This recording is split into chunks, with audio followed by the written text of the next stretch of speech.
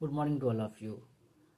आज हम लोग डिस्कस करेंगे एक इमरजेंसी ड्रग्स एट्रोपिन के बारे में। एट्रोपिन सल्फेट जो एक इमरजेंसी ड्रग्स है उसके बारे में हम लोग आज डिस्कस करेंगे। सबसे पहले हम लोग जानेंगे कि एट्रोपिन जो होता है उसका कैसा होता है, क्या इंडिकेशन है, कितने कितने पाए जाते हैं, कितने ग्राम का होता है, कितने ग्राम पाए जाते हैं, इन सब चीज़ों पे आज हम लोग डिस्कस करेंगे।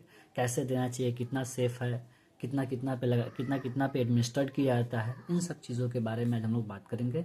एट्रोपिन इंजेक्शन जो है एक इमरजेंसी ड्रग है। आईसीयू में सबसे ज़्यादा यूज़ होने वाली ड्रग्स है एट्रोपिन सल्फेट, जो कि क्या होता है 1 एम्पूल में 0.6 mg पाया जाता है। 1 एम्पूल में 0.6 mg पाया जाता है एट्रोपिन। अगर आपको डॉक्टर बोलता है, अगर डॉक्टर आपको बोलता है कि 2 एम्पूल फलाने पेशेंट को एडमिनिस्ट्रेट कर दीजिए एट्रोपिन, आप क्या कीजिएगा, 2 एम्पूल मतलब क्या हो गया 0.6 mg का 1 एम्पूल होता है। 1 एम्पूल में 0.6 mg एडमिनिस्ट्रेट 0.6 mg जो होता है ना एट्रोपिन सल्फेट पाया जाता है।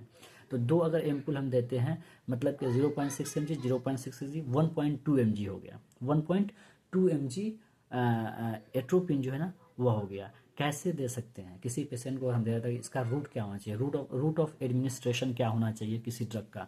तो रूट ऑफ एडमिनिस्ट्रेशन जो है रूट ऑफ एडमिनिस्टर जो है वो है एट्रोपिन का।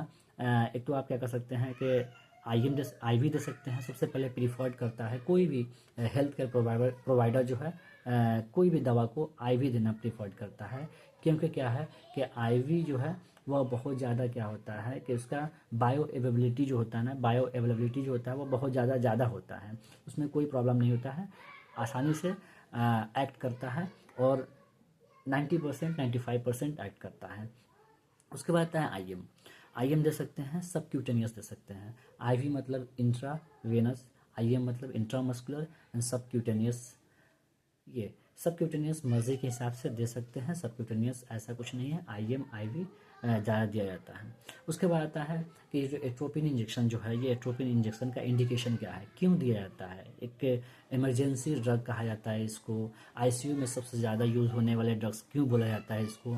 तो इंडिकेशन में ये कहा जाता है कि क्यों दिया जाता है किसी पेशेंट को एट्रोपिन। तो बोला जाता है कि ये एट्रोपिन जो है ना हार्ट रेट जो है ब्रेडिकार्डिया में दिया जाता है। हार्ट रेट जब स्लो हो जाता है, स्लो डाउन हो जाता है, जो नॉर्मल जो होता है एक ह्यूमन बींग का जो हार्ट रेट जो होता है नॉर्मल इंसान का जो होता है 60 to 100 बीट्स पर मिनट होता है। बट क्या होता है कि 60 to 100 बीट पर मिनट से कम हो रहा है, मतलब ये है कि 60 से lower than the 60 beat per minute, 60 beat per minute से अगर कम हो रहा है तो वहाँ पे हम क्या कर सकते हैं कि एट्रोपिन इंजेक्शन दे सकते हैं, जो क्या करता है ब्रेडिकार्डिया को ठीक करने में मदद करता है। अब ये जो हम लोग एट्रोपिन जो दे रहे हैं इसका मैक्सिमम डोज कितना होना चाहिए, कब कब देना चाहिए। मैक्सिमम डोज कहा जाता है कि 3 से 5 mg तक आप दे सकते हैं, कोई प्रॉब्लम नहीं होगा, सेफली एडमिनिस्टर कर सकते हैं 3 से 5 mg तक। और हर एक इंजेक्शन के बीच में 3 से 5 मिनट का गैप होना चाहिए। जो इंजेक्शन फर्स्ट इंजेक्शन मैंने 0.6 mg 1 एम्पूल जब दिया, तो उसके बाद जो इंजेक्शन दोबारा मैं जब एडमिनिस्ट्रेट करने जाऊंगा तो उसके बीच में कम से कम 3 से 5 मिनट का गैप होना चाहिए। Thank you.